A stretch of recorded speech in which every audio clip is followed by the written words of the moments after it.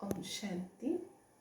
आज 23 अप्रैल 2021 के मधुर महावाक्यों में परमात्मा ने हम बच्चों को बताया कि बाबा की यह वंडरफुल हट्टी है, इसमें वेराइटी सामान मिलता है और इस हट्टी के हम मालिक हैं।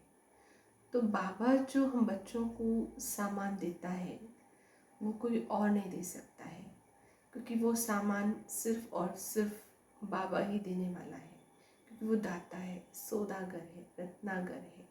तो बाबा ने आज हम बच्चों को सुख का, शांति का, आनंद का, प्रेम का, खुशी का, सर्वशक्तियों का सामान दिया है।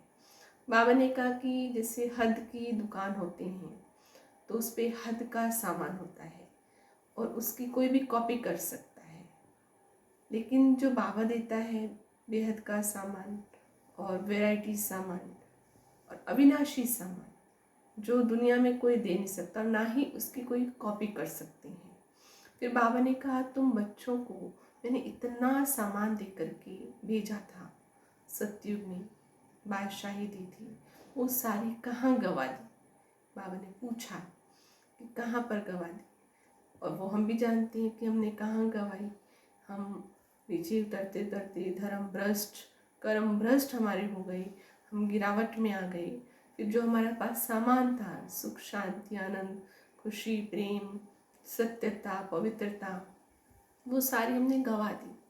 अब फिर से परमात्मा कहते हैं कि आप वो सामान ले लो, क्योंकि देने वाला दाता तो निरंतर दे रहा है और उसका हमको अधिकारी भी बनाया है। अब मांगने वाला नहीं बनाया है। पहले तो मांगते थे परमात्मा से कि थोड़ी सी शांति दे दो, थोड़ा सा सुख दे दो, एक बूंद के प्यासे हम हैं। लेकिन परमात्मा कहते हैं अब तो आप अधिकारी हो, बच्चे हो, मालिक हो। तो जैसा परमात्मा मालिक है तो वो हमें बिल्कुल अपनी तरह मालिक बना करके बांटना भी सिखाता है, देना भी सिखाता है औरों को। जैसे घर में एक पिता होता है और वो दाता के संस्कार उसके अंदर हैं, तो वो देने का कार्य सिखाता है ना बच्चे को भी कि तुम इसको दो, ऐसा दो। तो भगवान भी हम बच्चों को कहते हैं आप भी स्वयं परमात्मा से लेकर के आगे देते जाओ, शांति, सुख, आनंद। और जिसके पास जो होता है वो बांटता ही है। तो परमात्मा भी हम बच्चों को बांटना सिखा रहे, देना सिखा रहे। तो भगवान कहते मैं तो देता हूँ, लेकिन फिर लेने वाले थक क्यों जाते हैं।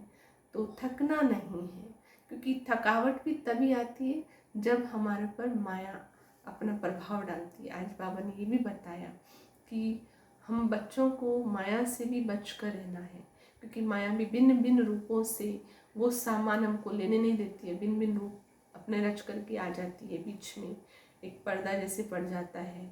जैसे दिखाते हैं शास्त्रों में भी, रामायण में दिखाया है कि सीता को जब रावण चोरी करने के लिए आया तो साधु का वेश धर करके आया। सादा उस रूप में नहीं आया, रावण अपने रूप में नहीं आया, रूप बदल करके आया। ऐसे माया भी जब हम परमात्मा से सामान लेते हैं तो वो भी अड़चन डालती है, रूप बदल बदल कर आती है।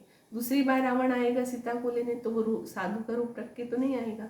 अगर साधु का रूप रख करके आए तो फिर तो सीता अवेयर हो जाएगी, पहचान लेगी। इसलिए माया भी अनेक भिन्न भिन्न रूपों से हमारे सामने आती है। तो बाबा कहते हैं उसका भी तुमको विजयी बनना है, तभी तो तुम विजय बन करके विश्व की बादशाही लोगे। क्योंकि हमारे धर्म बाबा फिर से श्रेष्ठ बना रहा है और कर्मों को भी श्रेष्ठ बनवा रहा है, और हमको फिर औरों का भी भला करना है, औरों को भी बखर देते जाना है, बांटते जाना है, बांटते जाना है। क्योंकि सुख शांति का खजाना हमारे अंदर है तो हम वही बांटेंगे। और बाबा ने आज ये भी पक्का कराया कि क्रोध नहीं करना है और किसी को दुख नहीं देना है और सबको सुख देने का काम भी करना है, क्योंकि भगवान के लिए भी कहते हैं कि वो दुख हरता सुख करता है। तो हमें ऐसा ही सुख देने वाला बनना है। ओम शांति।